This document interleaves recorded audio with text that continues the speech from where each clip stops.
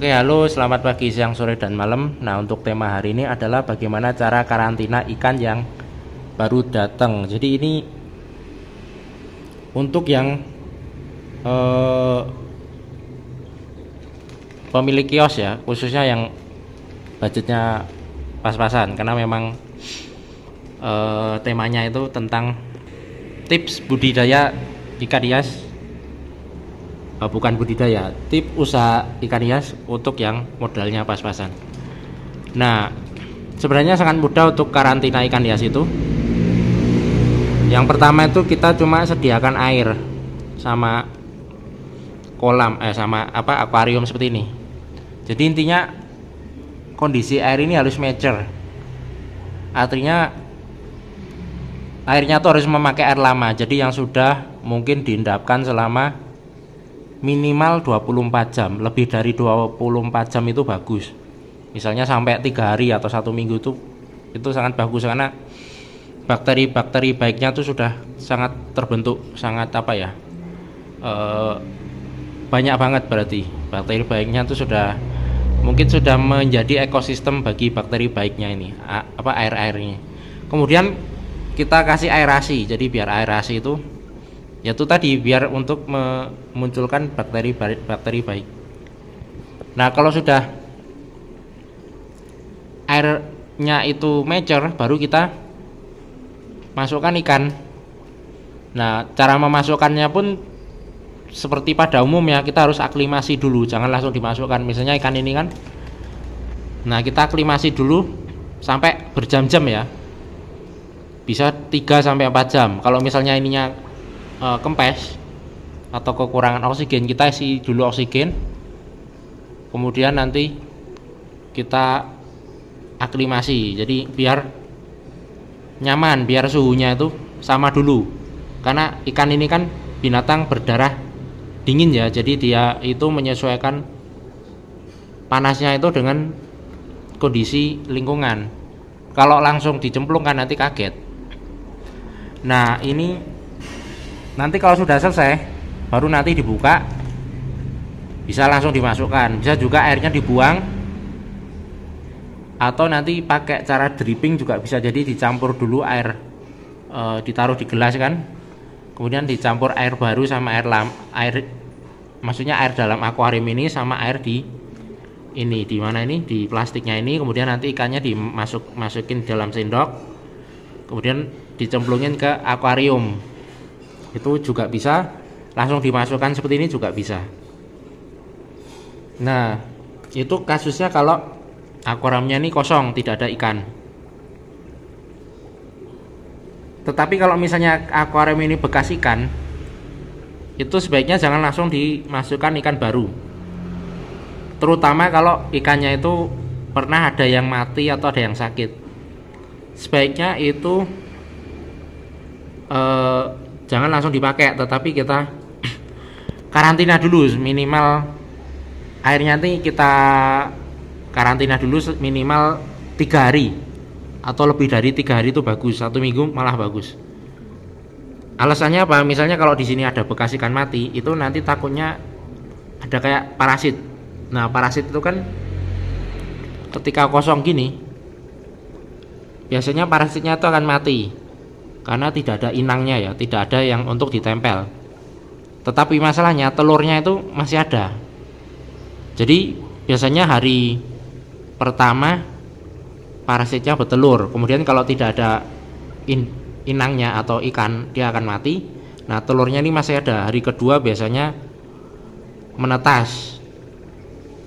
Nah, hari ketiga karena tidak ada inang, dalam waktu 1 kali 24 jam biasanya nanti parasitnya akan mati. Jadi itu siklus parasitnya seperti itu ya. Itu secara umum saja, karena mungkin ada yang parasitnya yang beda-beda, bisa sampai mungkin tidak hanya 3 hari, 1 hari siklus hidupnya, mungkin bisa sampai berminggu-minggu, ada juga yang kasusnya seperti itu. Tapi ini yang gambaran umumnya saja. Jadi biasanya 3 hari siklus hidup parasit. Jadi dari induknya mengeluarkan telur, kemudian menetas kemudian mati. Nah itu biasanya siklus hidupnya itu selama 3 hari. Tetapi oleh karena itu jangan diisi dulu akuariumnya itu ketika ada ikan yang pernah mati di sini. Apalagi kita tahu kalau itu matinya karena sakit, bukan karena usia atau apa. Nah itu kalau sudah tahu seperti itu, kita harus karantina akuarium tersebut, jangan langsung diisi ikan baru, nanti takutnya akan menular dan akan menjadi penyakitnya itu akan muncul lagi. Jadi sebaiknya dikarantina dulu. Pokoknya kalau sudah 1 minggu tidak ada ikannya, itu biasanya nanti parasit-parasitnya akan mati. Kemudian kalau bisa diganti air juga bisa, diganti air, semuanya bisa diganti air, separuh juga bisa. Nah pastikan bersih ya, jadi tidak ada kehidupan di sini. Misalnya kalau ada kayak tanaman atau ada kayak udang atau kayak keong, itu kemungkinan parasitnya bisa nempel di situ. Kemudian nanti kalau ketika ada ikan masuk, nanti parasitnya akan mulai nempel di ikan. Tetapi itu jarang terjadi kasus seperti itu. Biasanya kalau parasit buat ikannya ya hanya menyerang ikan. Tapi untuk jaga-jaga pastikan akuariumnya tuh bersih. Nah, kalau untuk ikan-ikan yang dari Asia, bukan Asia, apa itu, Amerika Selatan, bisa nanti ditambahkan daun ketapang untuk menetralisir pH atau membuat ikannya nyaman. Nah itu, jadi intinya pastikan kondisi airnya itu dalam keadaan mature ya, atau steril atau bebas dari penyakit, intinya itu. Kemudian mature itu maksudnya seperti habitat aslinya. Jangan air baru dari sumur atau dari pump langsung diisi kemudian langsung dicemplungkan ikan, nanti ikannya kaget. Kemudian biasanya tidak lama dia akan pindah alam. Nah kemudian kita harus lihat populasi juga. Misalnya kalau ini kan akuariumnya kecil ya, mungkin ukurannya 20 kali 30 ya. Nah kemudian kita lihat dia hanya memakai spong filter, otomatis itu filternya kurang maksimal atau kurang canggih. Berarti kita harus isi ikan itu jangan sampai overpopulasi ya, karena kalau overpopulasi nanti akan mudah sakit ya. Atau kita harus rajin menyiponnya, tetapi itu juga kurang efek juga, karena kalau sering diganti-ganti air juga nanti ikannya juga nanti akan kurang nyaman. Jadi bagusnya tuh seminggu 2 kali diganti. Kalau sehari diganti itu, kalau menurut saya ikannya tidak nyaman. Nah oleh karena itu kita harus mengisi ikan ini, tank ini maksudnya, sesuai dengan kemampuannya. Jadi maksimal kalau saya ini diisi sekitar 50-an ekor ya. Nah karena kebetulan di sini banyak yang kosong akuariumnya, misalnya ini kosong kan. Nah sini kosong, ini bisa dibagi-bagi satu plastik. Bisa di sini nanti 25, nanti di sini 25, jadi bisa dibagi 2 atau dibagi 3. Jadi terserah, kalau misalnya ada space kosong, nah bisa dipakai itu. Nah ini fungsinya juga untuk meminimalisir wabah penyakit. Jadi misalnya kalau satu akuarium ini kena wabah, sementara ikannya semua ada di sini, itu biasanya nanti akan mati semua. Beda kalau saya pindah-pindah, misalnya di sini 15 ekor, nanti di sini ada 15 ekor, di sana berarti 20 ekor ya. Nah, ini kan ada 3 akuarium misalnya. Kalau misalnya yang sini kena wabah penyakit dan mati semua, nanti yang ada di sini sama yang ada di sini akan selamat ikannya. Jadi ini pernah atau sering trik itu saya lakukan dan berhasil. Dengan catatan kalau akuariumnya banyak yang kosong, kalau banyak yang terisi ya kita isi saja ini langsung 50 ekor itu masih aman, karena ini sesuai dengan kapasitasnya. Oh iya, sebaiknya ikan baru jangan langsung dicampur ikan lama ya. Dengan catatan kalau ikannya agak rewel, kalau ikannya memang bisa dicampur dengan ikan lama itu tidak masalah. Kemudian kalau untuk ikan-ikan yang karakternya agresif, jangan ditaruh akuarium yang terlalu sempit. Misalnya ikan ini kan ikan Columbia tetra, ini nanti akan saya taruh di akuarium yang agak besar. Kenapa alasannya? Karena ikan ini agak agresif, semi agresif maksudnya. Jadi dia ini kalau lapar itu nanti sering menyerang ikan yang lemah. Jadi nanti tahu-tahu ada yang mati satu, ada yang perutnya sudah keluar isinya itu. Nah itu biasanya nanti biasanya tuh diserang ini gerombolan ini karena lapar kan. Nah dia kan cari yang paling lemah. Nah biasanya kalau ikan-ikan yang karakternya agak agresif seperti Sumatera, bab, ikan-ikan aquascape maksudnya seperti ini, apa ini namanya, Columbia tetra, itu biasanya saya taruh di akuarium yang agak besar. Misalnya di sini, nah saya taruh di sini, dia nanti akan nyaman dan aman dan nanti akan bagus banget nanti lari-lari sana sini gerombolan. Beda kalau saya taruh di akuarium yang agak kecil. Nah nanti akan saya taruh di sini saja, di sini kan kosong, hanya ada ikan alga iter aja, dan tidak masalah dicampur dengan ikan lama, walaupun sebenarnya tidak bagus ya. Tetapi karena saya sudah mempelajari karakter ikan itu yang awet dan jarang terkena penyakit, jadi dan ikan ini juga sama, dia ini ikan yang termasuk awet dan jarang terkena penyakit, jadi bisa dicampur langsung, walaupun si ikan yang Columbia tetra tadi itu masih ikan yang baru datang ya. Nah ini ikan Columbia tetranya saya taruh di sini saja. Ini nanti tinggal tunggu berapa jam nanti langsung, atau berapa menit saja langsung dibuka karena airnya sudah sama suhunya. Oh ya, kemudian perhatikan karakter ikannya. Jadi kita perhatikan apakah ikan itu suka meloncat atau tidak. Karena kalau kita beli ikan yang kita tidak tahu karakternya, itu tahu-tahu ikannya loncat-loncat, nah itu malah nanti rugi ya. Niatnya kan untuk dijual, jadi memang kita harus memikirkan untung rugi. Nah kalau loncat-loncat terus nanti ikannya mati atau hilang, itu kan berarti otomatis kita tidak akan mendapatkan keuntungan. Nah oleh sebab itu kita harus lihat karakter ikannya. Misalnya oh ini ikannya tidak suka loncat, berarti aman. Kalau misalnya ikan ini suka loncat, kita harus kasih tutup, bisa dengan kaca atau dengan kawat streamin itu. Jadi harus dipahami juga, jangan nanti asal-asalan naruh taunya loncat hilang. Nah itu salah satu kecerobohan, jadi juga harus dipertimbangkan untuk yang masalah itu. Nah ini biasanya yang saya pakai untuk memasukkan ikan yang baru ke dalam akuarium. Jadi kayak baskom, kemudian sendok sendok sayur sama gelas aqua. Ini sudah saya isi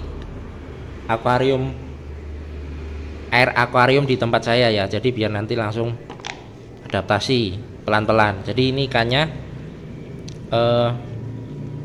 nanti saya masukkan di sini. Jadi saya cek dulu, nanti ada yang bintik-bintik putih, ada yang apa, itu memang memakan waktu lama. Sebaiknya bisa juga langsung dicemplungin ke dalam akuarium juga bisa. Tetapi kalau saya biasanya saya cek dulu sama saya hitung, karena memang mengisi kegabutan aja. Sebenarnya tidak perlu sedetail itu juga bisa. Nah kemudian kayak gini aja, nanti ditangkap ikannya, kemudian nanti dimasukkan ke sini. Nanti kalau sudah selesai baru dimasukkan ke akuarium. Jadi seperti itu aja.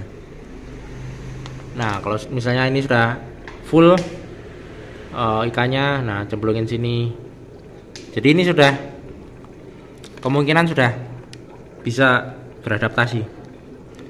Nah kenapa pakai sendok sayur bukan pakai jaring? Karena biar tidak stres ya. Karena kalau pakai jaring seperti ini kan dia kan masih masih dalam masa-masa perjalanan, itu kan pasti stresnya tinggi. Kalau kita ambil gini kan nanti tambah stres. Jadi saya ambil pakai ini aja, biar nanti tidak terangkat di darat. Nah yang membuat dia susah bernapas. Kalau ini kan masih kondisinya di dalam air nanti kalau ketangkep kan. Tapi memang agak susah, lebih mudah pakai jaring. Tapi kalau lincah gini yang menunjukkan ikannya sehat. Kalau yang gampang ditangkap ya ikannya sakit. Nah kayak gini kan berarti dia ini tidak stres karena masih di dalam air. Kalau kita angkat-angkat di darat itu takutnya dia stres ya, karena kan ikan ini kan masih apa ya, masa-masa pemulihan dari perjalanan yang panjang itu kan. Nah namun ini hanya berdasarkan pengalaman saya saja ya, dan yang saya lakukan di tempat saya. Nah jadi jangan dijadikan patokan, karena tiap orang kan beda cara penanganannya sendiri. Ada yang tidak perlu seperti ini pun bisa, atau aman-aman saja. Tetapi saya hanya berbagi pengalaman bahwa ini yang saya lakukan seperti ini. Nah untuk caranya itu bebas saja, yang penting ikannya awet, tahan lama, tidak mudah mati. Jadi seperti itu ya. Nah kemudian ini kelemahannya juga ada. Kalau ikannya yang gampang loncat itu biasanya nanti banyak sekali yang loncat. Jadi kita harus pahami dulu karakter ikan. Jangan nanti ikan yang mudah loncat kita taruh di baskom yang, apalagi yang ininya pendek, nanti malah loncat-loncat. Nah nanti bukannya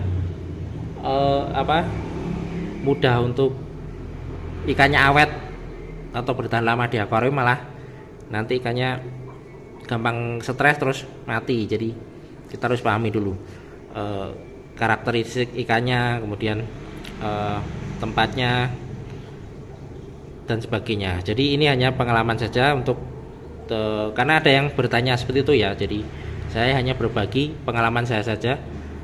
Oke, kalau sudah masuk akuarium seperti ini kan jangan langsung dikasih makan ya. Jadi biarkan dia berpuasa dulu. Kalau sudah misalnya 1 kali 24 jam atau 2 kali 24 jam itu lebih bagus. Itu nanti baru bisa dikasih makan. Alasannya biar ikan ini tidak biar dia kondisinya fit dulu. Kalau kondisinya tidak fit kemudian dia makan, itu takutnya nanti ya ibaratnya kayak orang lah, kalau dia habis dalam perjalanan jauh kemudian makan banyak, itu kan nanti bisa mual atau muntah. Nah mungkin juga ikan juga seperti itu, apalagi ikan ini kan pencernaannya kan tidak sesempurna manusia. Jadi sebaiknya kita puasakan dulu biar kondisinya fit dulu, nanti baru dia bisa makan. Kalau tidak nanti malah bisa jadi dia stres kemudian makanannya belum dimakan, nah atau belum mau makan. Nah itu nanti malah bisa jadi amonia, atau nanti pencernaannya belum bagus. Nah nanti malah airnya lebih cepat kotor dan lebih cepat beracun. Jadi intinya kalau ikannya sudah masuk ke dalam akuarium itu jangan langsung dikasih makan, dipuasakan dulu 2 kali 24 jam. Oke, sampai di sini. Selamat pagi, siang, sore, dan malam.